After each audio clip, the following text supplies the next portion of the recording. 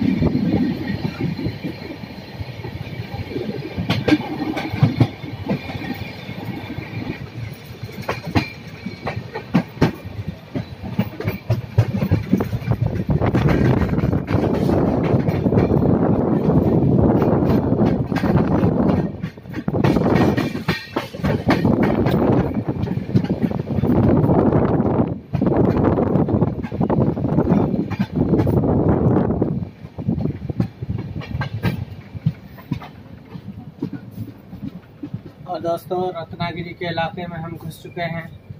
यहाँ से बेहतरीन नज़ारे देखने को मिलेंगे। मेरी वीडियो को लाइक करें, शेयर करें, चैनल को सब्सक्राइब करें। देखिए दोस्तों कितना हसीन नज़ारा है।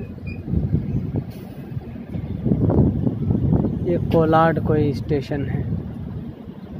यहाँ तो रुकनी नहीं चाहिए थी गाड़ी, सिग्नल की वजह से रुक गई है।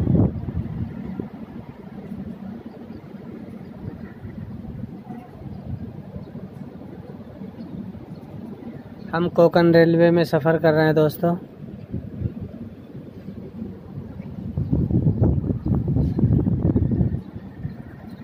ज़िंदगी में पहली बार और कई सालों से मेरा सपना था कि मैं इस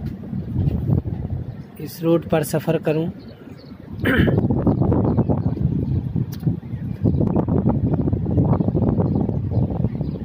कोलाड